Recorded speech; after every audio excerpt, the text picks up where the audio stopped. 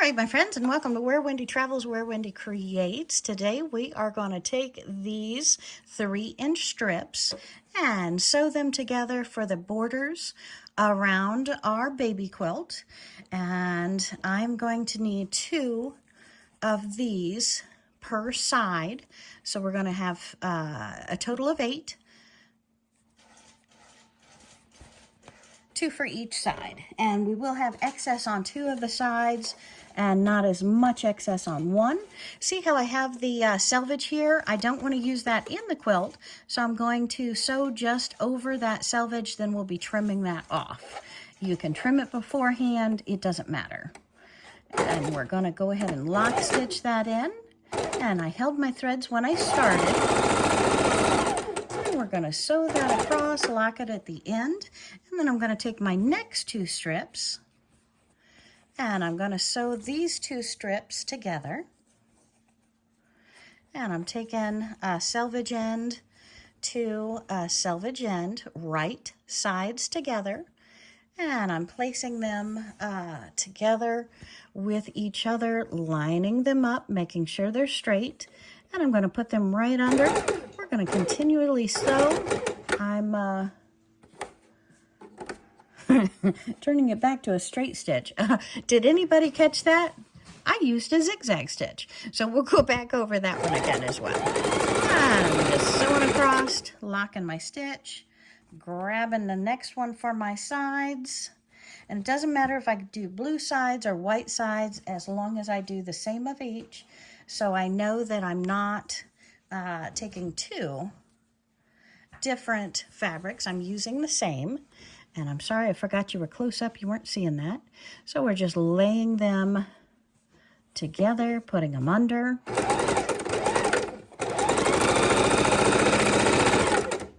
Sewing them together.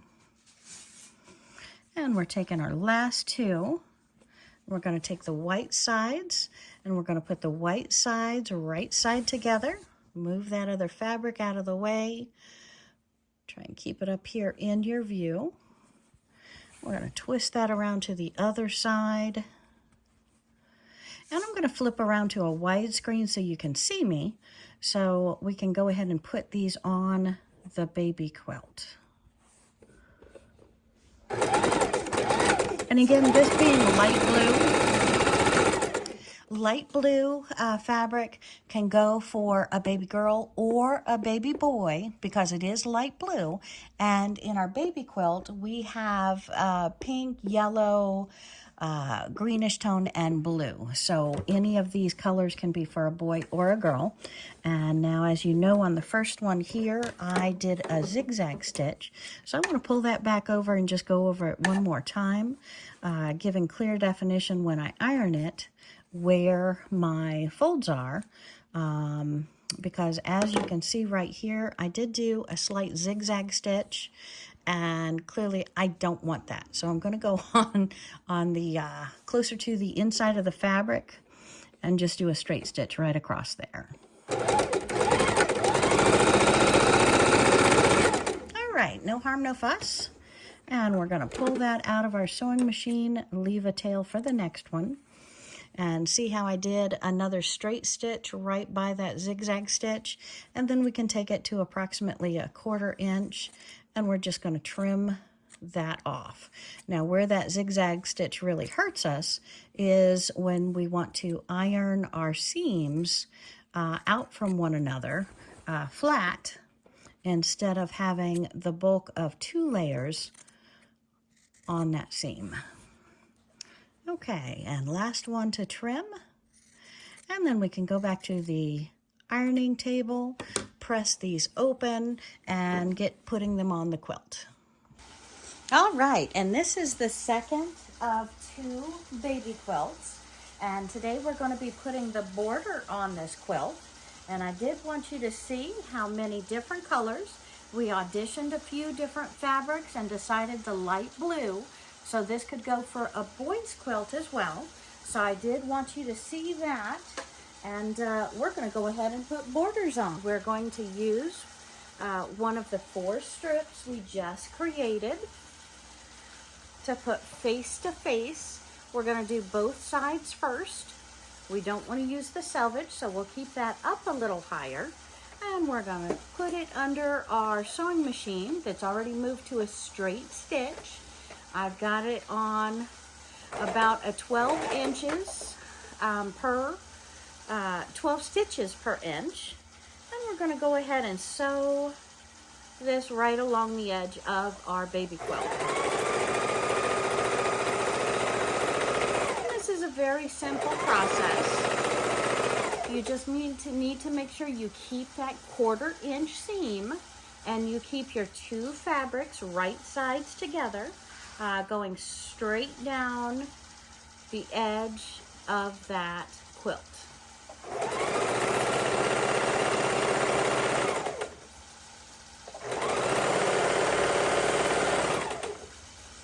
And this is where you can use some pins if you like, to where you're keeping everything going exactly where you want.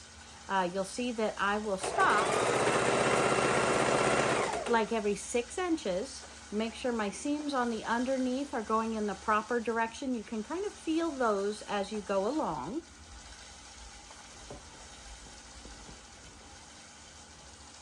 And have it in your lap to where it's not creating any heft or weight twerking it or pulling it.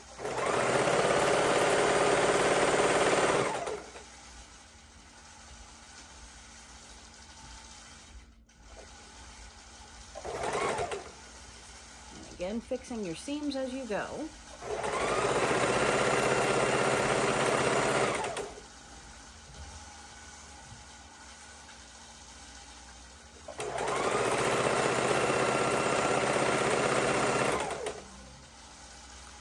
Very gentle, even process.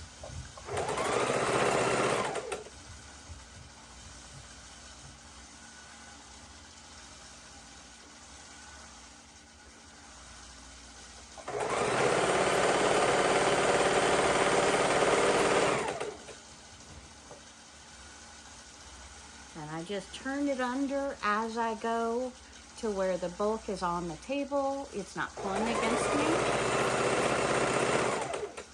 Making sure I stay right on the edge of that quilt, that my seams are laying in the proper direction as I get to them. And one way to make that easier is to have the quilt on top and the other border on the bottom. Okay, and we're coming down to the very end of the first side.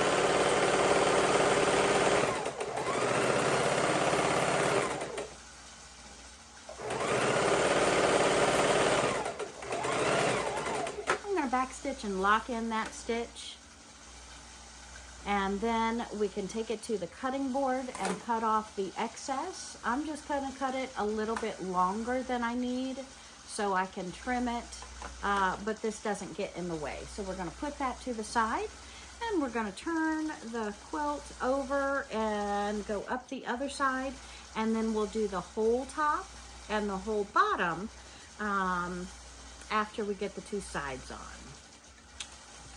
Here we go. Okay. So I'm going to hold my two threads so they don't knot when I start. And I'm going to realign these two fabrics together. Again, if you pin this, it does make it a little bit easier when you actually start to sew. And I'm going to put these under here, lay my foot down. I've got my perfect 1/4 inch. And I'm going to sew forward, back up. This is locked. I no longer have to touch this anymore. And let's see if I can roll this flat so you can see it. And we're just going to go down the edge of the quilt, making sure my seams are going correctly on the bottom side.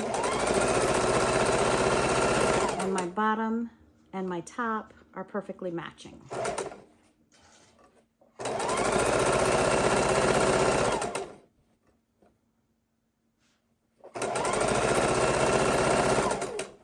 And that seam is up. Or down, it should be up. My needle is down, so I can pull that up, put my seam up the way it's supposed to, and then put my foot back down. And now my seam is going to be sewn properly. Let's put the bulk of this back in my lap. Works easier that way. and keep on going.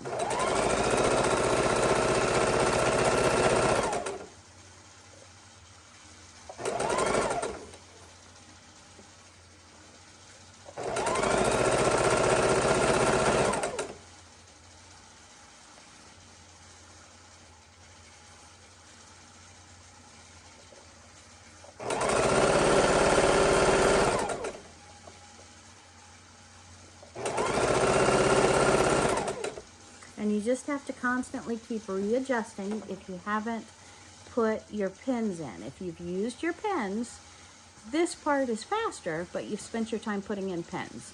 So it's your decision, but pins are always going to make you more accurate.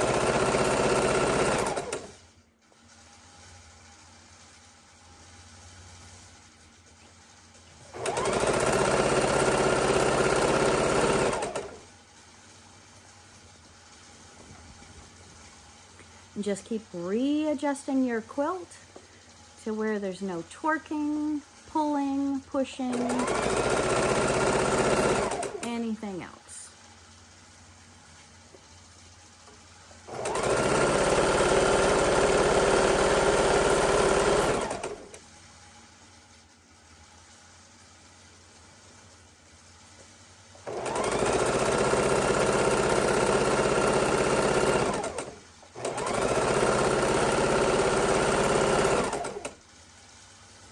And we're almost to the bottom of this side. That seemed to be a little bit faster than the first side. And we're going to go to the bottom and then we're going to back stitch.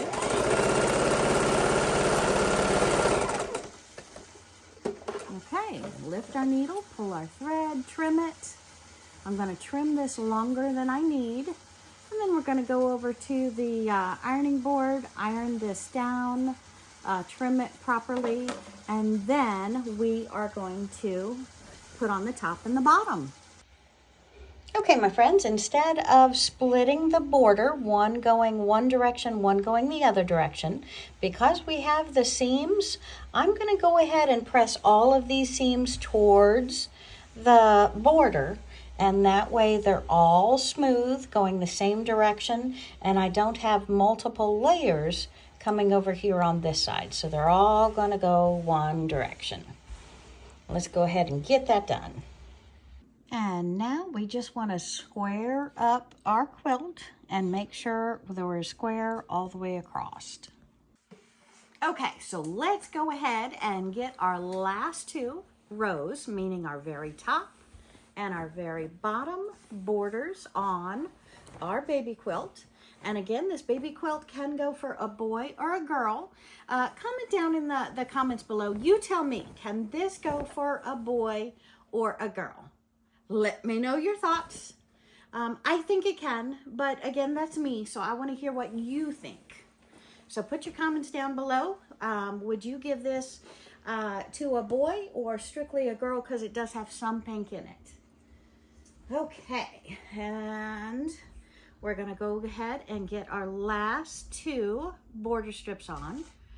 One on the top, one on the bottom, and then we'll press it again, and then it's ready to long arm.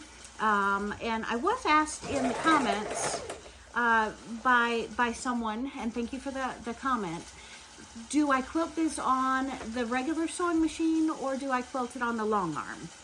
Well, I have done a lot of my small ones on the sewing machine, but I am blessed to have Sylvia in my life, my mother, and she does have two long arm machines. I am learning how to quilt on the long arm machines. So whether I do this on the long arm or on the small sewing machine, it'll probably be me that you see doing it with her assistance.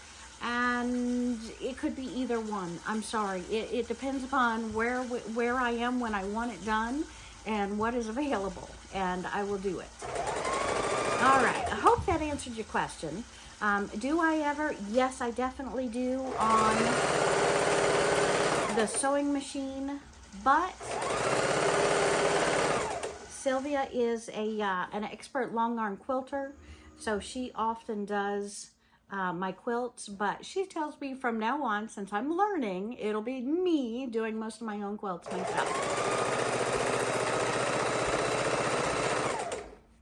All right.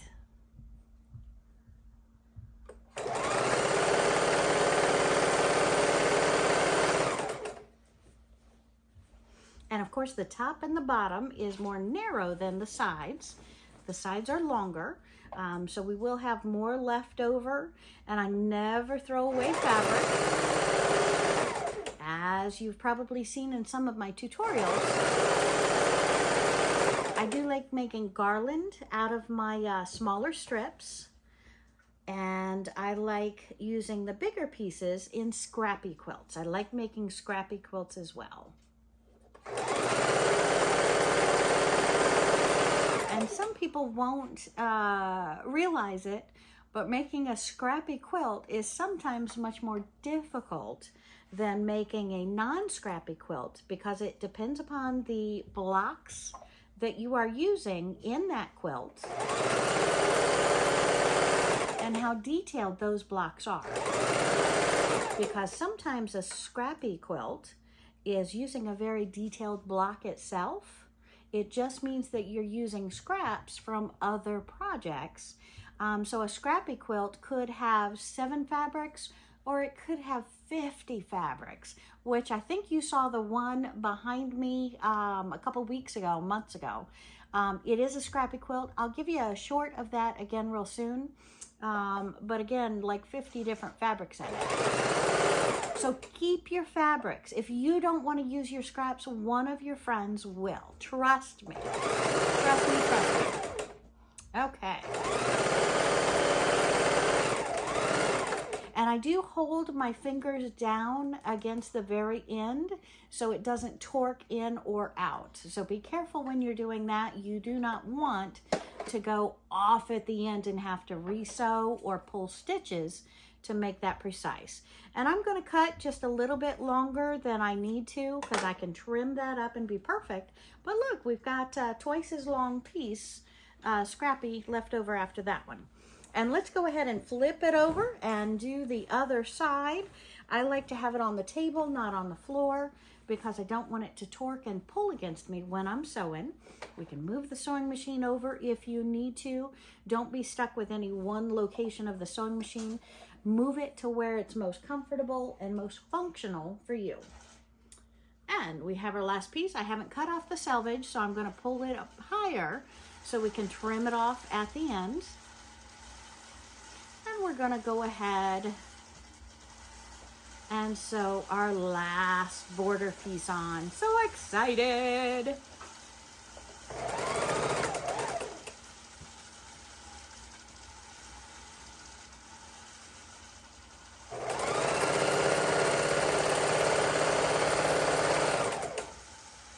And just keep realigning yourself. Try and keep your seams on your quilt laying the correct direction. It'll help you in your sewing. It'll also help you in your ironing or pressing. So again, keeping those seams in the same direction that you've already pressed them in, that's kind of important. Because if you have them skewered, they can do some bulk in your... Hold on a second. Okay, so we just want to make sure that all of our edges are going the correct way, our seams are going the correct way, because if you don't have them going the right way, sometimes there's those 2 layers, plus another layer, plus it's torque, so you have 5 layers, plus your batting, plus your backing. It gets to be a lot for that needle, and if you're going on a fast speed with that needle, you can break your needle, you can pull threads, so it's just best to make sure all your seams are laying properly. All right. So we are almost done, but I'm feeling my seams as I go, trying to get them all the right way. Again, I urge you, use pins, and that way you won't be frustrated with your results.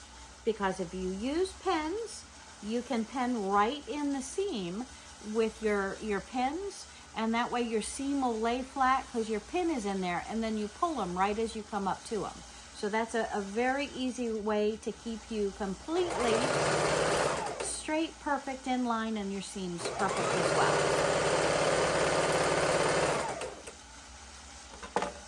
Ta-da! So close. A couple more feet. All right. I like to do about 6 inches and then readjust everything. Make sure it's not pulling, not torquing. My seams are good. I'm right on the edge, and we can continue.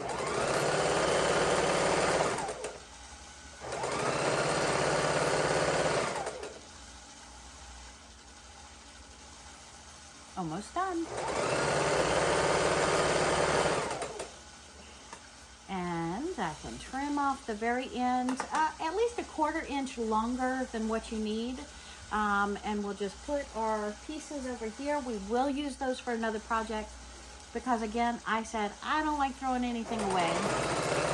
And I know I will hear of somebody someday saying they don't have enough money for fabric, but they love to sew, and I can give them a whole bag of scraps if they're interested. But again, I love scrappy quilts. Okay, so let's put them up there. And I'm going to take this to the ironing board again, but what do you think? I'm loving it. All of my borders are on now. So I just have to press again. And then if you're going to hang it up, if you're going to fold it, if you're not going to quilt it right away, or you're working on a couple of projects at the same time, if you use a hanger with a fatter rod to it, you can even ask your dry cleaner for them, a fatter rod. It's not going to leave as many wrinkles if you make sure it's laying perfectly straight in those folds, and they're kind of rounded instead of creased. Just an idea. And thank you again, my friends, for joining me today. I'm so excited about finishing one more project. And when I say finishing, it's only a top. It's not ready for a bed. I've got to quilt it with the batting and the backing, and then it'll be all set. Thank you, my friends. Have a great day.